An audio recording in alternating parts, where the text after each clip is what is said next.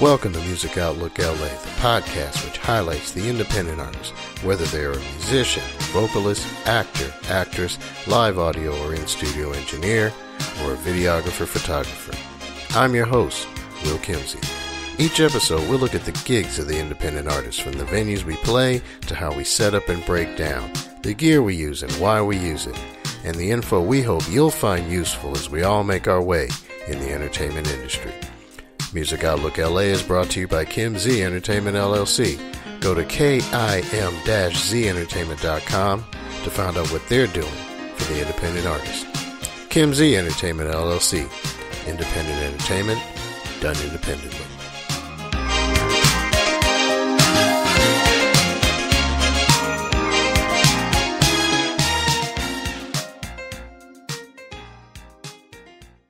My guest today is actor Alphonse Philippe Mouzon. If his name sounds familiar, he's the son of famous jazz drummer Alphonse Mouzon, who's performed with such notables as Roy Ayres, George Benson, Herbie Hancock, and Sheila E, to name a few. Alphonse Philippe has been studying recently with Gina Nemo of the Ventura Acting School and, as a child actor, had a role in the original Lethal Weapon movie.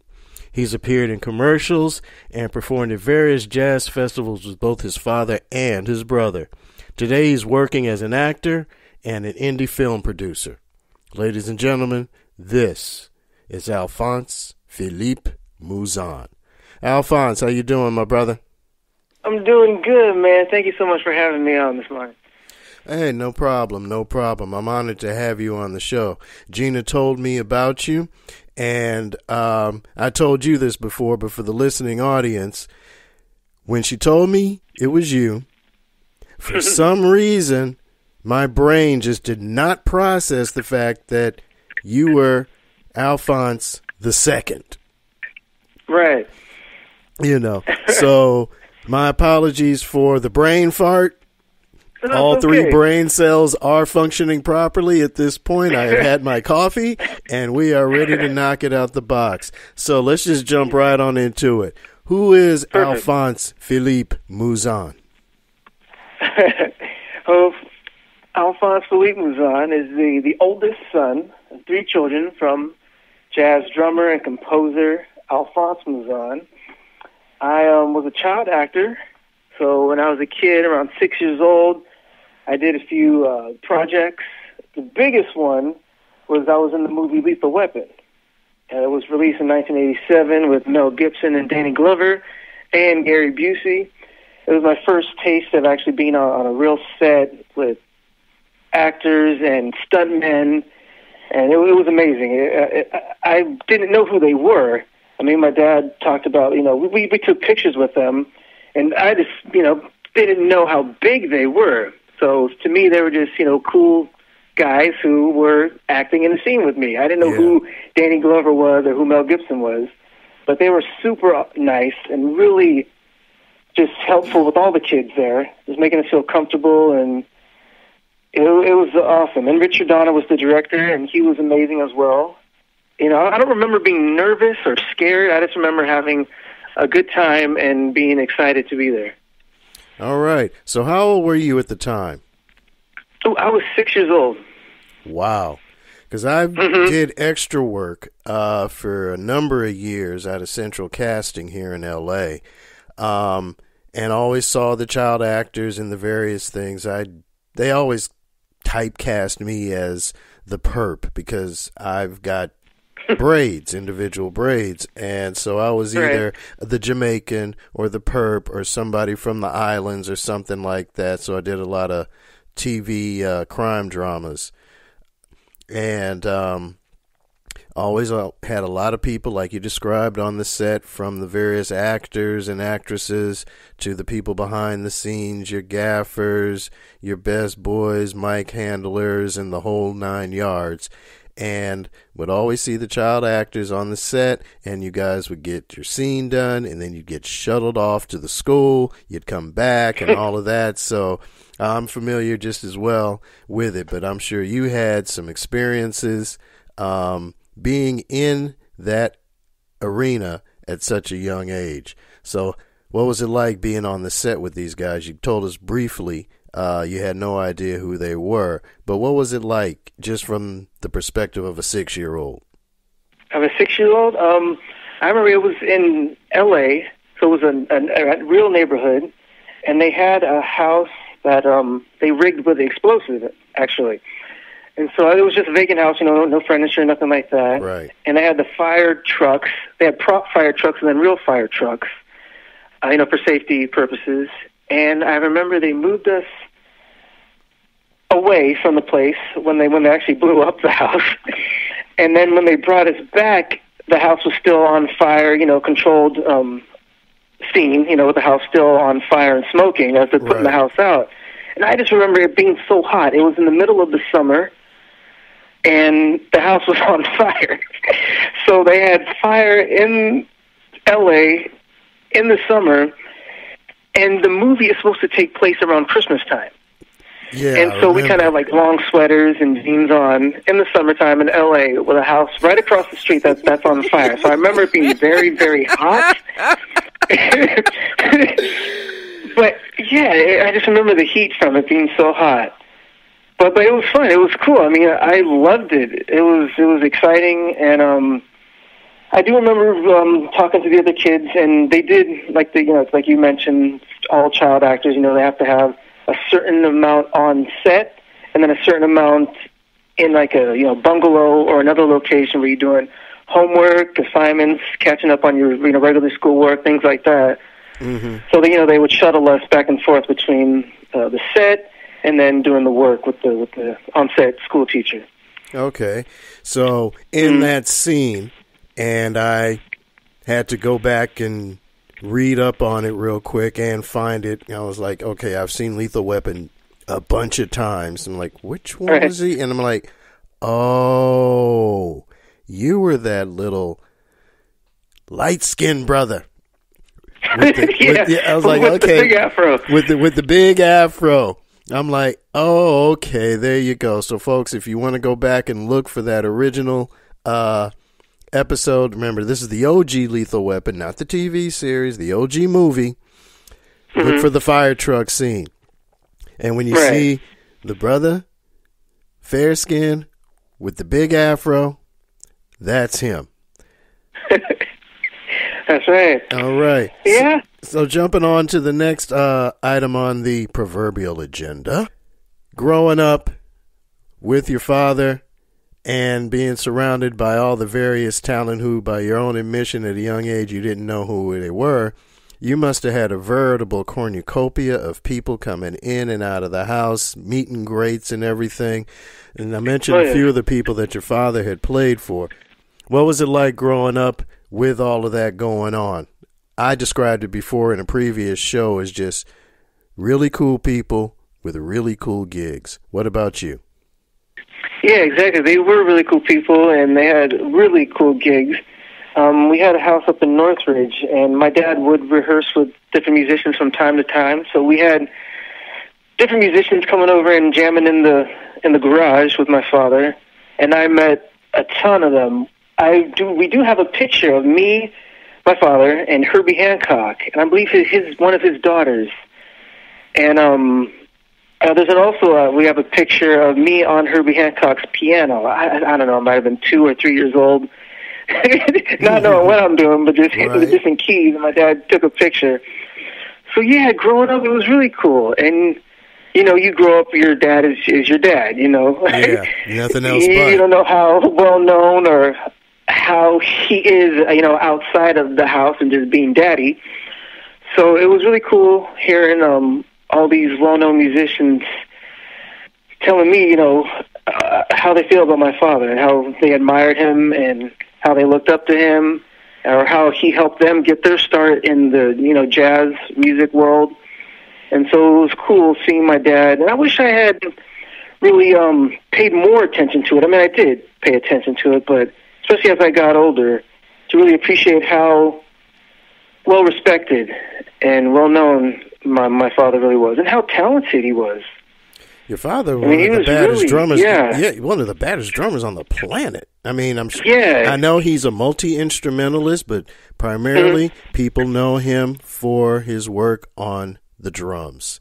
So I'm sure that was exciting, just coming up in that house. I would love to have been a fly on the wall, just saying, ooh, ooh, ooh, because one of my favorite piano players is, of course, Herbie.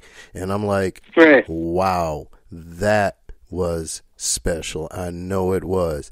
So on that same vein, what lessons did you take away from seeing your father work or while you were working with him that you use today, as well as maybe from the other musicians that your father worked with? What did you glean from all of that? Oh, well, one of the big things I took away is I was saying how well respected my father was, and he was a jazz drummer. He was a composer, an arranger, and he also was a keyboard player, piano player. Later on in his life, he took up the trumpet and played some trumpet on his own records. Right. So he did a lot and was good at a lot. And one of the biggest things I should say growing up is that he would say, be the best. Don't he would say half-ass anything. If you're going to do something, do it. Don't do it halfway. Just be the best at whatever you do. And I kind of forgot that growing up, and it wasn't until his funeral, because he passed away on actually Christmas Day, believe it or not. I'm getting ready to go over to his house and celebrate. My brother was going to meet with his family, my sister was going to be there, and then I get a call from my brother. And so I answer it saying, Merry Christmas, John, I love you, bro. And he's not really saying anything. Mm-hmm. And then I kind of hear him on the phone, making noises, and I'm like, can you hear me? Bad connection, whatnot. And then he tells me the news, the worst news that I've ever heard, that our father had passed away. And it wasn't until his funeral that, during my brother's eulogy, I went up first because I'm the oldest, then my brother, then my little sister. And my brother mentioned that, our father always told us to be the best. And then it hit me like, yeah, he's right. He did say that all the time. Yeah. Don't half-ass anything. You want to, get bad grades or do this, then fine, go be on the street. He would use reverse psychology a lot. He was a master at reverse psychology. So he would say, you want to stay up and play video games and not do your homework? Fine, go ahead, do that. And then he would say, fine, but if you're going to, drop out and be on the street, you better be making all the money on that street, that all the other people are mad at you because you're making all the money. People will keep giving you the $20 bills, the $50 bills. Right. Say, fine, go be bad, do that. And then we say, no, Dad, I'm sorry, I'll do my homework, I'll go to bed, Daddy, I'm sorry. And so he would basically trick us that way. But, yeah, he wanted us to be the best at what we did, especially because we have his name, and he took a lot of pride in his name. And he gave me his name, Alphonse. So there was kind of extra added pressure on me to really kind of step up and to do, whatever I'm doing, just, go 100%. Why not? If you're capable of going 100%, then go 100%. Exactly. We've got two things in common, I just realized. One, we both have our father's name. I'm Will Kimsey II. He's Will Kimsey Sr. Love your dad up there in heaven. And my mother actually passed on Valentine's night in 2012. Oh, no. Yeah, so I'm sorry to hear that. I was like, yikes, yes, worst news you could get. But, just to make that comparison, yours was Christmas, mine was Valentine's. So we're kindred spirits, man. We got to hang out now. Yeah, we definitely do, man. I'm looking forward to that. Did any of the other musicians, Herbie or Roy or anybody else that you might have had the pleasure of meeting, pass anything on to you as well? Actually, one of the musicians who is a drummer for Lenny Kravitz, his name is Zorro. Okay. He was at the funeral, and I remember as a kid, my father took my brother and I to see Lenny Kravitz, because, now thinking back, because he knew Zorro, the drummer, and kind of helped him on his way. Right. And I think back in the day, my mother was at the funeral as well, and she asked him, didn't you used to go by another name? And I believe the name he used to drum under was, I think it was Disco Dan or something like that. Uh-huh. And then my mom was like, oh, I remember you, like 30-plus years ago. I remember you. And so that was kind of cool. He talked about how my father really helped him, and he was on his top 5 drummers. And he called all these drummers to ask him their advice. Hey, I'm a young drummer coming up in the music world. Can you give me any advice? And a lot of them hung up on him. But he saved the best for last, which was my father. And he said my father talked to him for about 2 hours on the phone. Wow. And so here now I'm like, wow, my dad really was an amazing guy. He wanted to help these hungry, up-and-coming musicians who had a passion, just like he did, right. and probably saw himself in this man, Zorro, and he's now playing with Lenny Kravitz. So that was pretty awesome to hear that story. Yeah, that is cool, man. That is cool.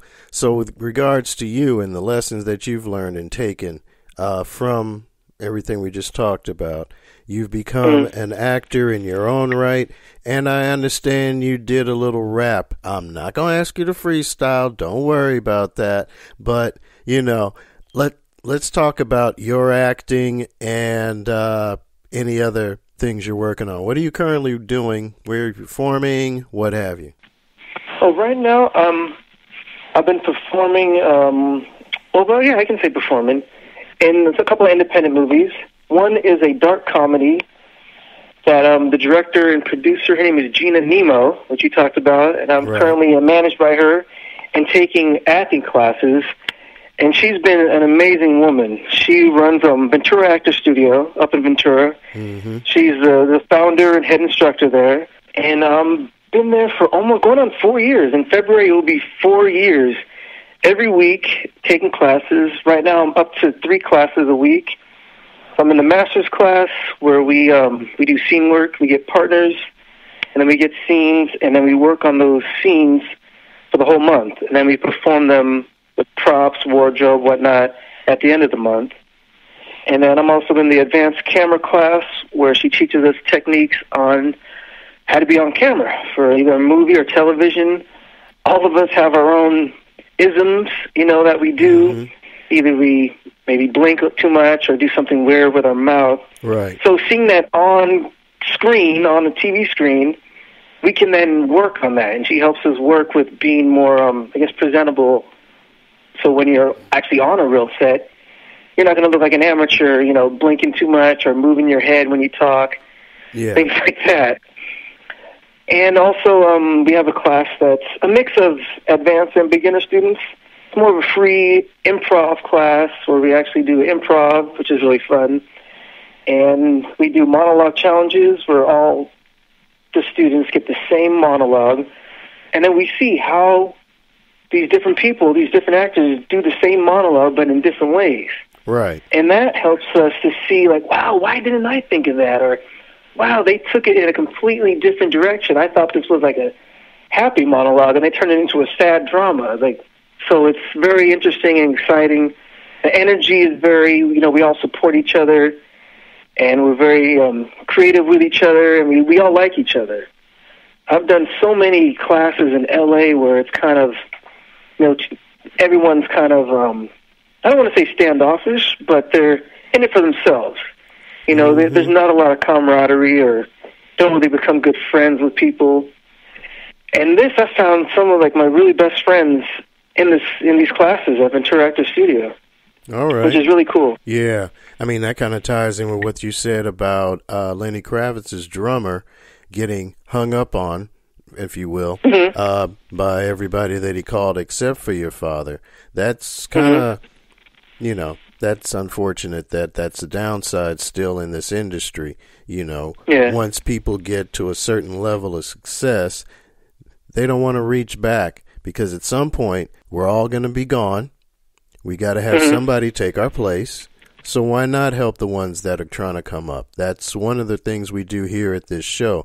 It's not much, but it's my way of trying to, just throw a little something out there for the people to grab on. I mean, if there's something in the show that you can take with you, cool.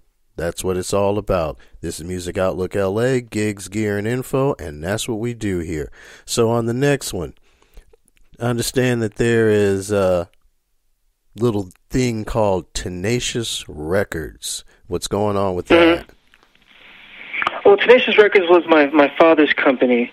He founded it in 1992, and he ran it. It was all him, pretty much. So he produced his own albums. I think he had like 14, 15 different albums, and he would have like all-star groups come in. So it'd be him, and then featuring, keyboardists, guitar, bass players, and whatnot. And so he poured his heart out into that, having his own record company. That was a dream of his, and he made it come true. Cool. Yeah, he ran it until the day he passed away. Right. And I can imagine some of the works that came out of that record company there. Did you do any work on any of the projects that came out of Tenacious Records? By the way, I love the name. It goes right back again to what your father was saying, be the best. Tenacious. Right. Thank you. Yes. As a kid, he had us sing some background vocals or play a little percussion, but it wasn't until, I think it was like 2004, I think it was, if I'm remembering correctly. I had called him and I said, Dad, I want to get into music and I want to do hip-hop music. I want to be a rapper. Right. And he kind of laughed. I remember him laughing over the phone. He was laughing at his son. And I'm like, why are you laughing? And then he said, rap, you're not a gangster rapper. You're not, on the streets, doing this and that, getting into trouble. And I explained to him, no, I want to be a rapper in the vein of like Common or Will Smith. Yeah. Or like an early, Kanye West, who, you don't have to be hard or talking about, hurting people or doing this. You can like talk KRS-One, about maybe having a woman, yeah, and things like that. So once I explained that to him, my dad he was on board, and he got me into the studio, and I showed him all my lyrics.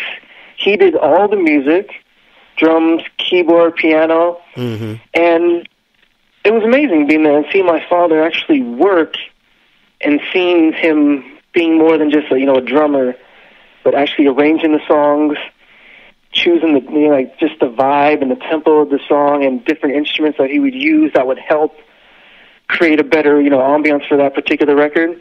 So it was amazing being in the studio with my dad, and it was a time that I really cherish, seeing him work and his work ethic. There you go. Right. So you take that work ethic with you wherever you go, right? When you're at Gina's acting school, you do it up there as well, right? Oh, yes. And the thing I really love about Gina is that she's more than just an acting coach or acting teacher. Like you said, you like to give back and help. That is what she is about, helping other people, helping them reach their goals and their dreams. And she's become a really, really, really good friend of mine and almost like a second mother to me. Even after my father passed, she was really there for me to help me, pick me up from being so down, because my father was such a big part of my life. And having that gone, you kind of left with a hole that will never heal. But she helped me to tap into that and to help, use that. She calls it a toolbox, right, or a tool chest. All the things you've had in your life that happen, positive, negative, that's all part of you. That's what makes you. So it's like your toolbox. So use it. Don't let it use you. You use it. Yeah. So I was up for a role in an independent film called The Book of Life. I know there was an animated film, but this was directed by a gentleman by the name of Manatee Ejai, and it's called The Book of Life. I had a pretty good role in there. 2 scenes, close-ups, all that, lines. It was amazing. My character was named Fidel, and I'm going into this. My character is supposed to be tortured in purgatory. He's being tortured pretty much, and this was right after my father passed. The first big audition I got, and so I had a private lesson with Gina, and she called it was my breakthrough lesson, she calls it.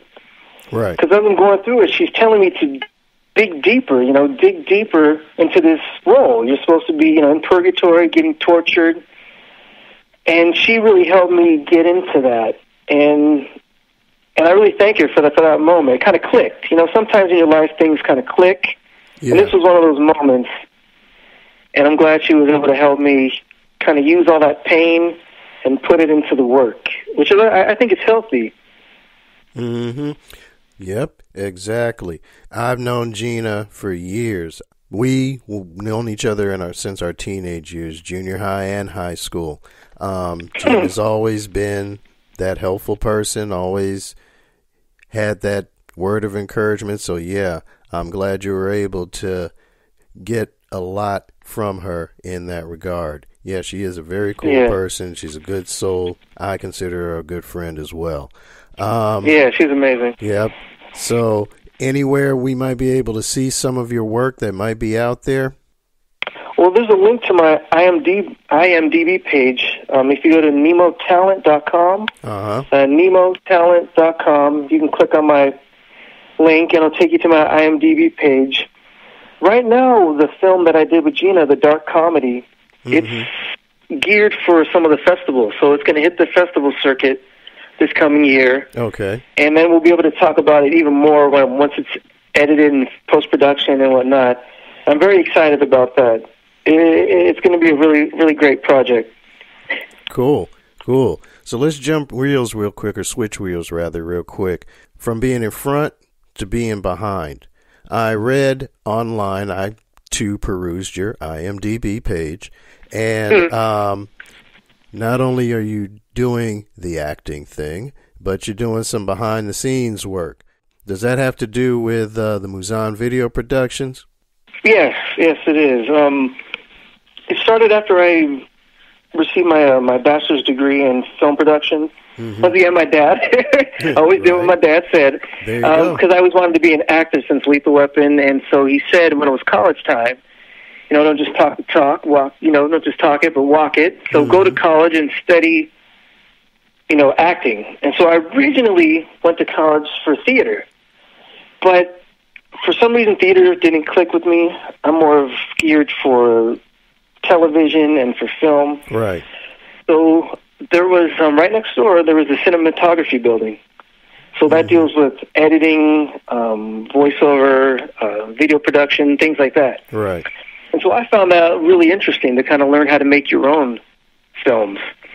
And that was a big step in my life, to be in college and, to actually put in the work, not to say, I'm going to be an actor and then hope it happens, but to learn about all the things behind the scenes. So after graduating and receiving my bachelor's, I started doing weddings and, bar mitzvahs, quinceañeras, debuts, sweet 16s, things like that.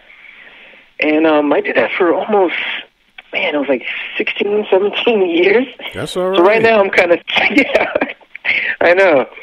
So right now I'm kind of semi-retired from that. It just takes a lot. You have to go to shows, like trade shows, and set up a booth and get your clients. And a lot of it's word of mouth and advertising and marketing yourself. Exactly. And, yeah. So, and, no, go ahead. Go, I'm sorry. Go ahead. No, I was going to say, it does take a lot of time, and I realize that my main focus is to be an actor, and so I wanted to put as much energy and passion into my acting and take it, more a lot serious, and just focus on that 100%, and do what I got to do to make it happen. Okay. And that's when I found Gina. I've been with her for the last almost 4 years, and I'm excited about the future. Cool. We're all excited for you, man. We're going to look out for you. Thank you. Hey, you got me almost at a loss for words, man. But hey, check it out. I'm not a loss for words on this one. Let's talk for a minute about being behind the scenes. This is gigs, gear, and info. Let's talk about some gear that, although you are semi-retired from it, I'm sure you had a few pieces of equipment that you really liked using. Just throw it out there. What did you like using? What kind of cameras, mics, lights, whatever? Well, the camera I use, lighting, it was mostly, lighting from whatever the venue was, whether it was like a reception hall or a church, whatnot. Right, They don't let you use lights in a church. No, they don't. But the camera, I know. The camera I used the most throughout my career as a videographer was a Canon.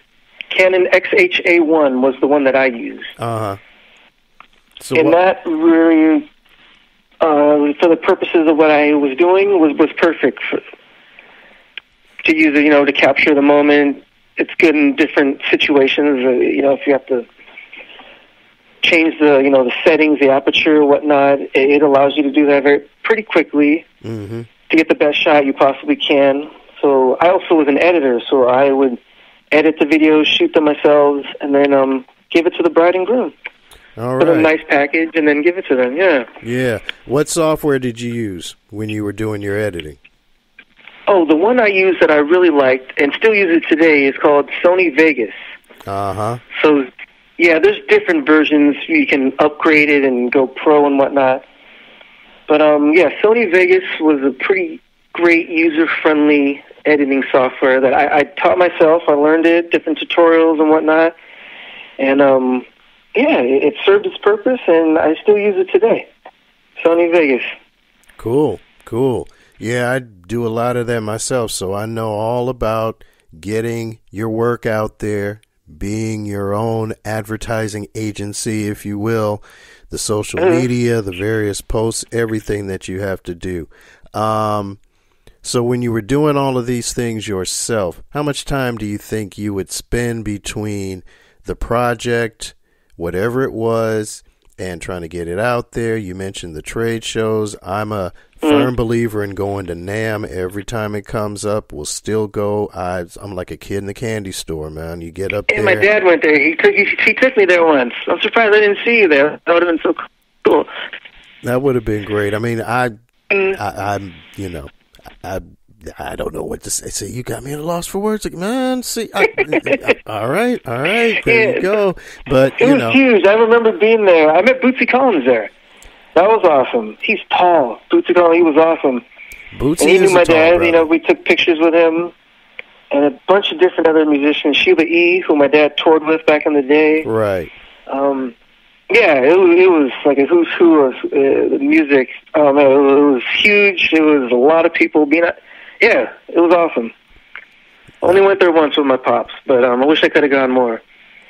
I'm just going to ask you real quick because this memory just popped into my head. A few years ago, out here in L.A. in the Crenshaw area at the Baldwin Hills Crenshaw Plaza, I don't know if they still do it or not because I live in the suburbs now, but they had various artists come to the mall and perform, and Sheila E. was one of the first artists I got to see. And I forgot what year it was, so I was just wondering, was your father playing with her at that time? No, he wasn't. Okay. A funny story about her, the day I was born, my father was actually on tour. I believe he was touring with Herbie Hancock. Right. And I believe Sheila E. was also on that tour as well. And so he told me the story of how he missed the actual day I was born. He came there the next day. He was coming back on the bus. And my mom had called him either from the hotel or from a payphone. Back in the days, they had payphones. Right. And said, we had a little boy. So back then, they really didn't tell the sex of the baby. Right. So they didn't know if they were having a boy or a girl. But he says that he was very excited that, his wife told him that he had a boy, a son, that he picked out the name. He was going to name his child, if he had a boy, after himself. So that's how I got the name Alphonse.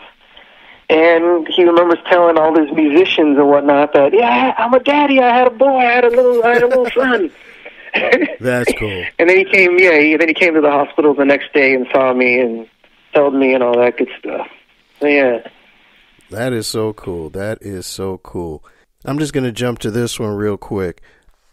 Yeah. When it comes to getting our work out there, I try to stress this to various people, not just in the show, but just in general, to make sure that you legally protect your work. What are your thoughts on that? What are some of the things that you think young artists, no matter what they're doing, can do to make sure that they dot all the I's and cross all the T's before they get their stuff out there?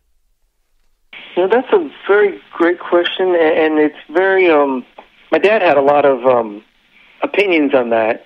As far as his music, he did not like when people would use his music for different things and either not give him credit or pay him for that. So he was very adamant about finding people who were using his songs Right. and then contacting them and saying, hey, you better take it down or whatnot.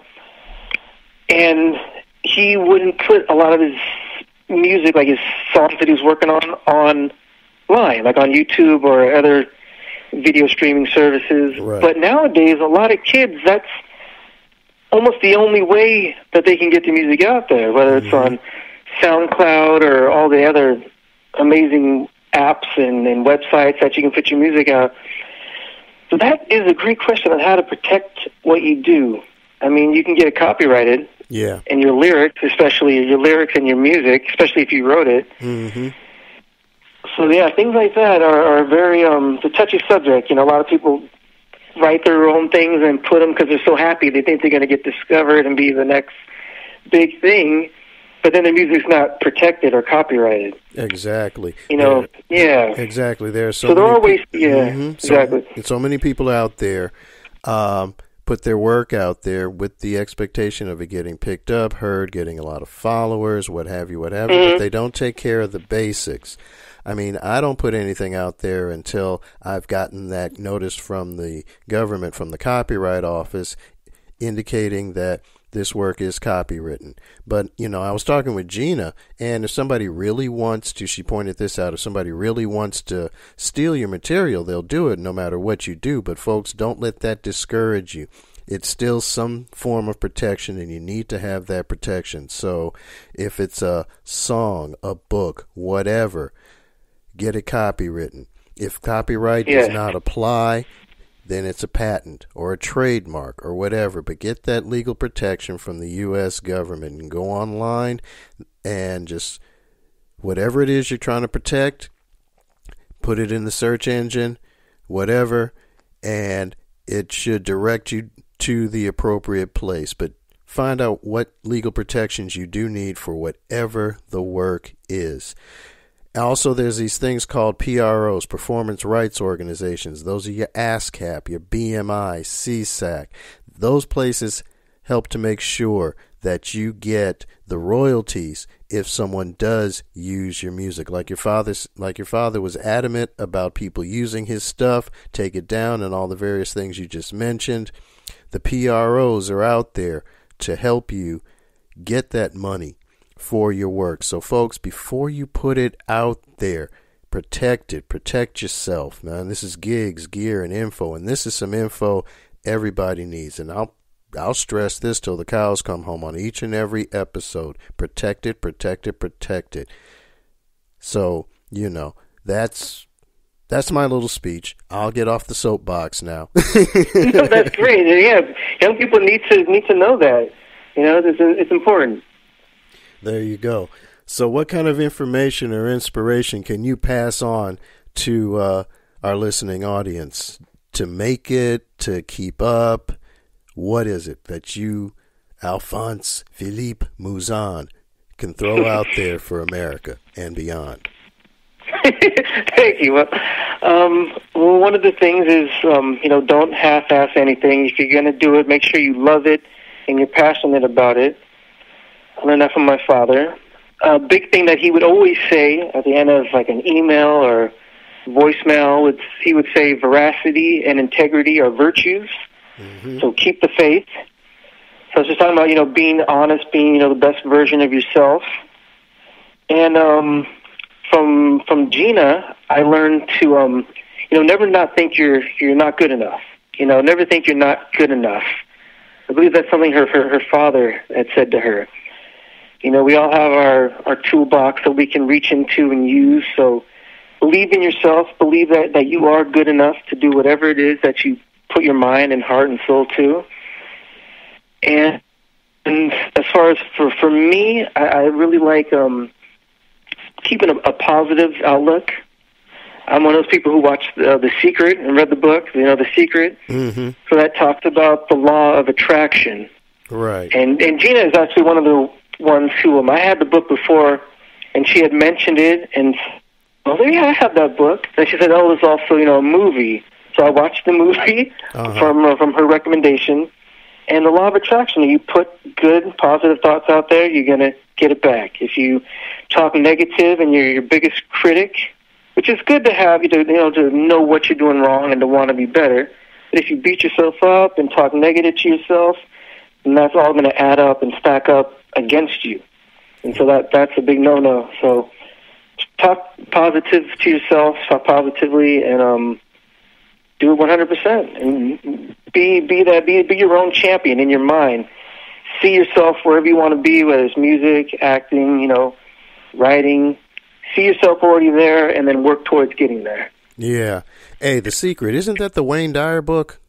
The person who actually wrote The Secret?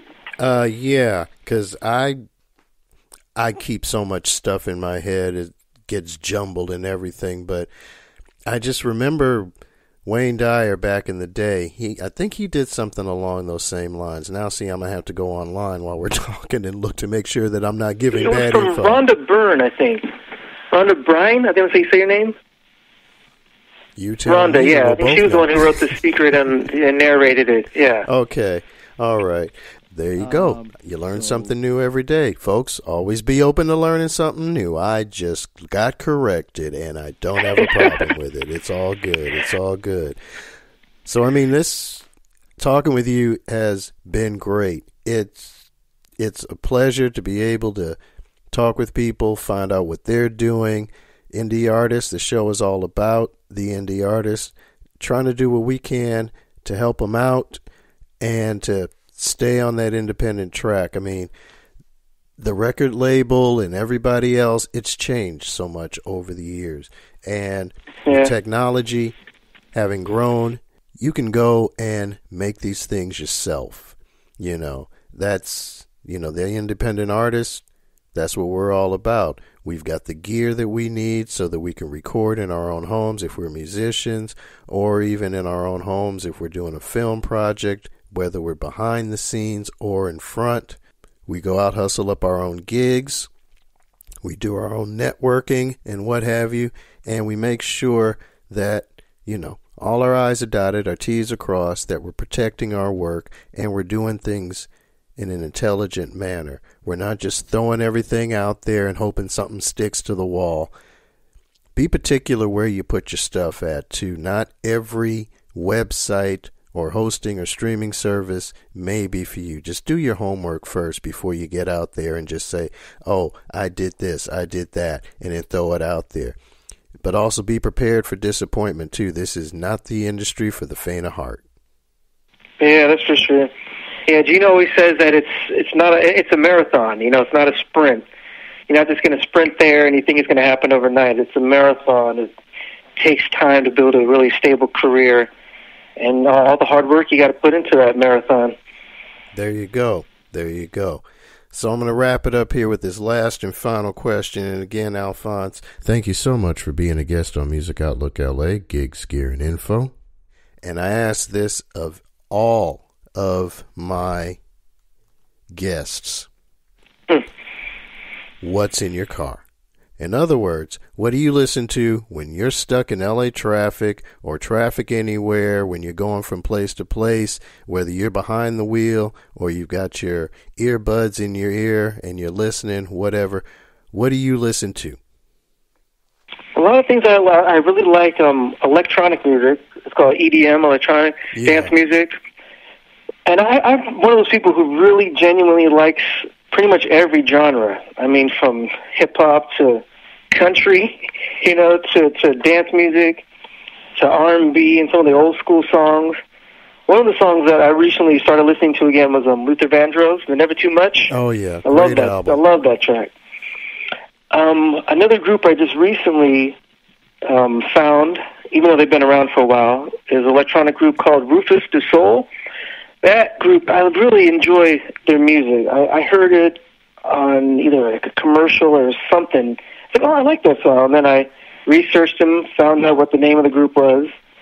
Some of the songs from them, from Rufus, is Lost in My Mind. I like that one. Mm-hmm. All I've Got. No Place. So there's a lot of good songs there. And another artist who's more geared towards like the hip-hop side of things, his name is NF. Mm-hmm. He's a really good, talented rapper. He sings and he raps as well. One of the songs I have recently listened to of his that I really enjoy was a song called Time. Okay. So I really like that. Yeah, so those are some of the tops. There's a whole bunch. Country artists from Blake Shelton, his song God's Country. Mm-hmm. God Country, I think it's called. I like that track. Post Malone, I like his stuff a lot. Right. When you hear his voice, you know that that's him, so I like having that signature sound. Mm-hmm. My old school guys like Snoop Dogg, they're still hitting it hard. Mm-hmm. One of the people who actually got me into acting, even though he was known first as a rapper, one of my inspirations as far as acting was Will Smith. All right. I mean, hearing some of his raps, and then when he was on The Fresh Prince of Bel-Air, right. I remember watching that as a kid and just admiring him. And he's become such an amazing actor. He's one of my top actors and human beings. If you follow him on social media, Instagram, he's very positive, and I like to keep that positive juices flowing, Yeah, just keep doing it, man. You've got to do that, man. I mean, this is a brother who, like you said, started out as a rapper, Fresh Prince and DJ Jazzy Jeff. Mm-hmm. Everybody remembers the iconic remake of Summertime. Mm-hmm. Then when he got the show, of course, he did the opening theme. He did the rap for the opening theme of The Fresh Prince of Bel-Air. And then the career just took off after that. Quincy Jones was by his side pretty much for a lot of that. And, we can name off just off the top of our head many of the works that he's had. Independence Day. One of my favorites was the now all of a sudden the title escapes me. The Gene Hackman movie that he did, where he was the district attorney getting chased by John Voight. Enemy of the State, was that? There you go. That's it. Enemy of the State. Yeah. That was a great movie. That was a great movie. So we all want to aspire to be, as they call, the A-lister, but it takes a lot of work, ladies and gentlemen. Don't take it lightly. Oh, yeah. Put in the work. As they used to say, pay your dues. Go out and perform at those weddings if you're a musician. I still get those gigs. I do not turn them down. Play at the gigs. Even if you only have 3 or 4 people cheering you on, play like there's 1,000 folks sitting up there in that venue. Go out there. Do the little theaters if that's what your thing is. Get those little acting gigs. Sign up for the classes, whoever is having them. VAS, Ventura Acting Studio. Check out my show notes from a previous episode where I interviewed Gina. That information is there. And speaking of the show notes for this episode, this will be episode 7 of Music Outlook LA. So check out the show notes for all the information that we just discussed. Alphonse, again, my brother, thank you so much for being a guest on Music Outlook LA. It has been a pleasure and an honor, sir. Thank you so much for having me. I had a blast. It was amazing talking with you, and thank you for allowing me to be on your show, man. Appreciate it. Oh, no worries, man. No worries. Big props to Gina Nemo. Gina turned me on to you, and, what's up, girl? Hey, your boy is here. I got him. Thank you so much again for that. Well, that's going to do it, ladies and gentlemen, for this episode of Music Outlook LA, gigs, gear, and info. Thanks again to my guest, Alphonse Philippe Mouzon. Be sure to check out the show notes for his website and contact information, and don't forget to like, share, and subscribe to the podcast here at Spreaker.com. That's Spreaker.com. Music Outlook LA is also available on Apple Podcast, aka iTunes, SoundCloud, YouTube, Spotify, iHeartRadio, Google Play, CastBox, the TuneIn Radio app, and Listen Notes, the podcast search engine. I'm Will Kimsey, aka WK Music. Peace.